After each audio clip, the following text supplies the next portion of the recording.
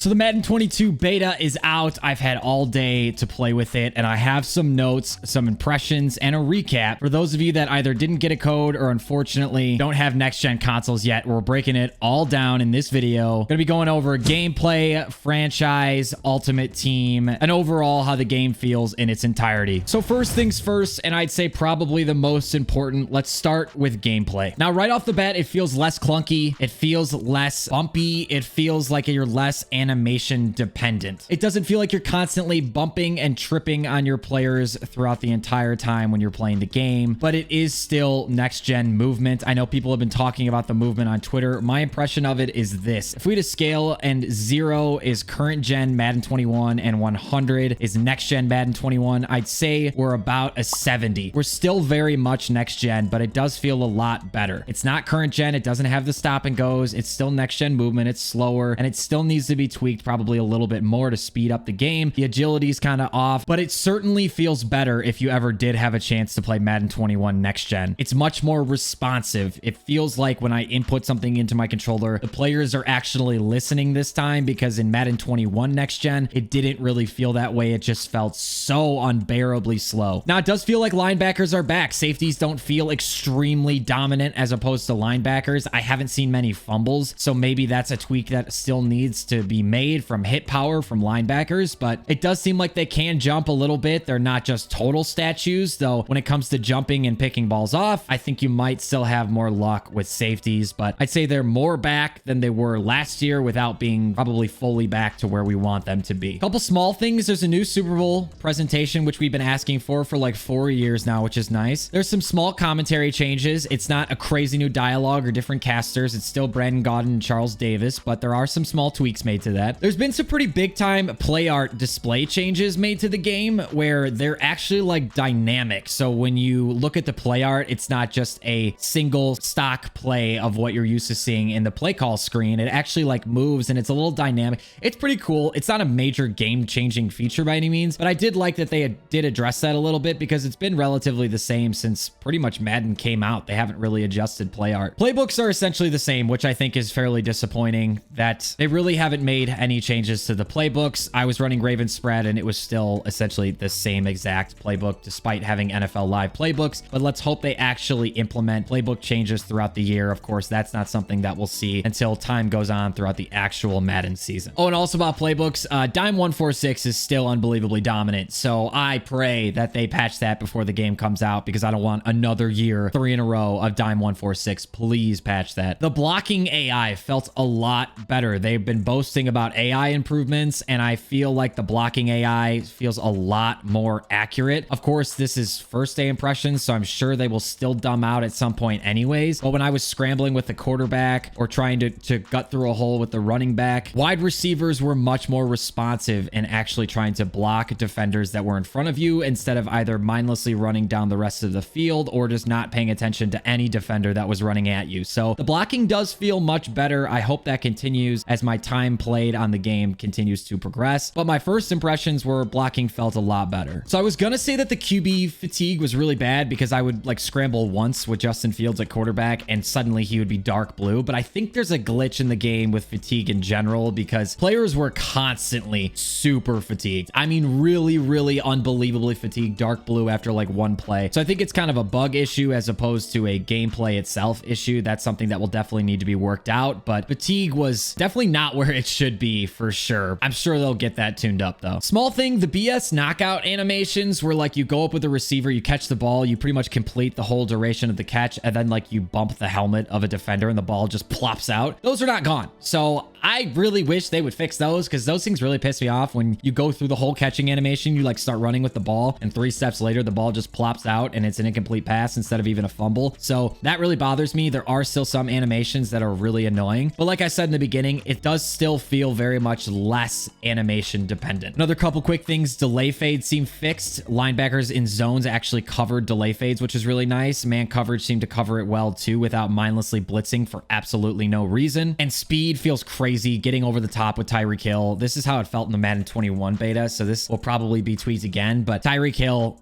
I mean, he gets over every single coverage. Every single coverage. So speed seems even more important right now, but I'm sure that will be tweaked as well. Outside thirds play corner routes, which is awesome. Gunslinger is back, and it's still as gunslinger as ever. Of course, Aaron Rodgers is the only quarterback in the game with it, and therefore he is just the best quarterback in the game, which is really frustrating because from day one, it's like stopping power in Call of Duty. I mean, you just have to use it or your quarterback is screwed, which is really frustrating. And throw out a sack is still throw out a sack. I mean, it's throw out a sack. We hate it. It's not going anywhere. They implemented it last year and it's here to stay, and it really has not changed at all. So for Ultimate Team, the first thing I was looking for was an Ultimate Team practice mode, and there is no practice mode still, which is unfortunate. That's something that we were really looking for, although Ultimate Team practice mode would make the game very sweaty, kind of like Fortnite park mode. I don't think people realize that, but when you implement a practice mode to something, people are going to practice and they're going to get a lot better at it. So it would make the game a lot more sweaty, but it is frustrating to not be able to practice with your Ultimate Team, your players, but there is still time to add it. So who knows, but it's not there as of now. A feature that I'm still hoping they add before the final release of the game. Menus and everything are pretty much the same. It feels like the franchise update from Madden 20 to Madden 21, where all they did was like reskin it a little bit and like change the order of things. But generally speaking, all the menus are still the same. There is no auction house in the beta that at least I've been able to access. The game crashes every time I do, but I don't think there is an auction house in the beta, period. But as far as just the menus go, there's nothing exciting to see there. You're not missing anything. There's no big updates. It pretty much just looks like a reskinned version of last year. And Ultimate Team also doesn't have like the big momentum changes that are in for gameplay and for franchise and for some of the other modes, which I think is important because it's a competitive game mode and that's not really a sim feature that you want added to your Ultimate Team type games. Card art's still relatively the same. I don't think there's really much to report on with Ultimate Team, guys. The gameplay feels competitive. It feels decent. It's not like there's really customization or building our teams or coin making that we can do right now that will matter for any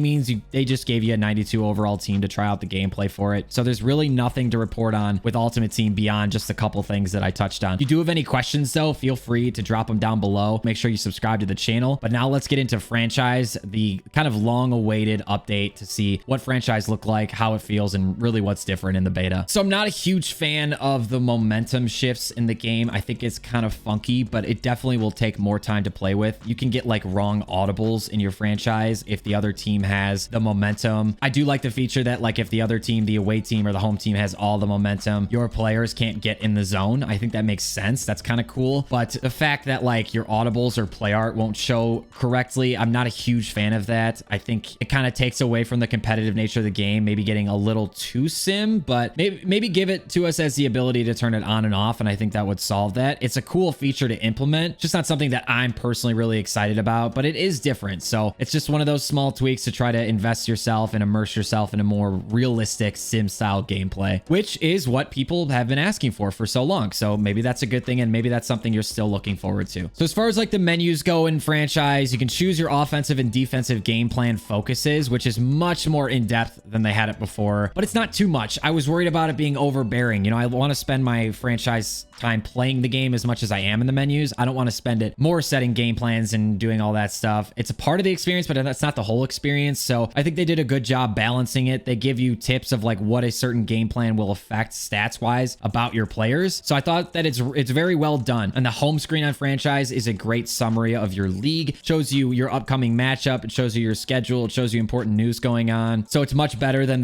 just the dumb panning thing that they had last year of your coach sitting in the office with really no helpful information. So great job there to update the home screen there. The news and like general tweets and stuff section is very lackluster. The tweets aren't good. The news isn't interesting. The snapshots aren't cool. They show you like pictures from your most previous games that they used to show you at the end of games. That part is very lackluster. I don't know what else to say about it. There's just not much there. The talent tree that they added for your coaches is very, very cool. Essentially by completing challenges and game day goals, week goals or series goals, season goals, I mean, you earn these franchise coins or tokens. You redeem those for certain unlockable traits. Things like we've known in the past, like more wide receiver experience and stuff is there, of course, but with the implementation of your offensive and defensive coordinator, as well as player personnel, you can do things like all players count as scheme fits, reveal hidden dev traits, slow rating regression, boost stats like carrying, stamina, etc. for certain players. It's pretty cool. I do think they did a great job with this. The layout's very easy to understand, to comprehend. You know exactly what your progression tree looks like. If you want to unlock something down the road, you know exactly what you need to unlock before that, what each tier is. It's It's very well done as far as display goes. Obviously, I think the traits and unlockables themselves are good. I think the game day goals are diverse. They gave you a much more diverse set of options that you can choose for each game day, which you can really tailor to the opponent that you're playing against. It shows you season statistics for what that player does, how many runs they call, passes they call, outside passes, deep passes, etc. And it helps you kind of tailor your game plan against them, which I think is really cool, because when it comes to franchise, that's something that differs from Ultimate Team, where you're really trying to dig in on, hey, this is a season, this is a series, this is like the NFL, and you want to be able to scout your opponents a little bit better, and they definitely give you the option to do that within the beta. And then I assume, you know, onto the actual Madden 22 release. Press conferences are cool, but there is absolutely no audio, making it the most awkward experience ever. Of course, you can choose the dialogue. It's like NBA 2K, where they give you a couple options. You choose the response, and you get like morale boost based on what your responses are. But there's no audio, so I don't know.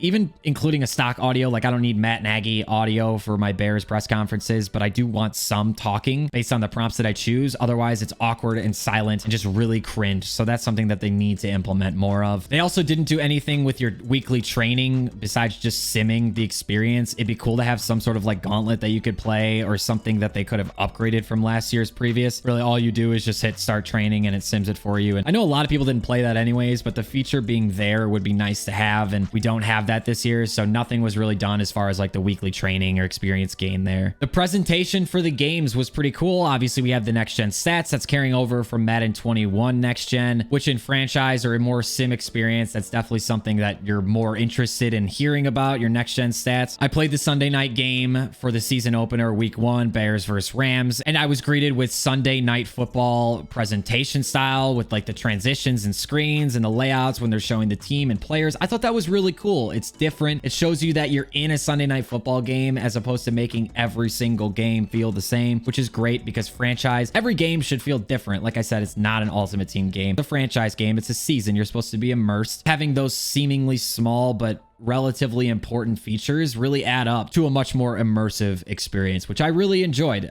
It was a surprise, and I genuinely liked it. It'd be cool if we got like Chris Collinsworth and Al Michaels, but unfortunately that just isn't implemented into this year's game, at least. Maybe down the road. But that's it, guys. Drop any questions you have for me in the comments down below. I'll do my best to address them. I'm sorry, I wish I had codes to give away, but I don't work for EA. I'm not partnered with EA. If I do get my hands on any, make sure you follow me on Twitter, because I will be giving them away. But I want to thank you guys so much for watching. Tons more content around Madden 22 to come, and subscribe. God damn it.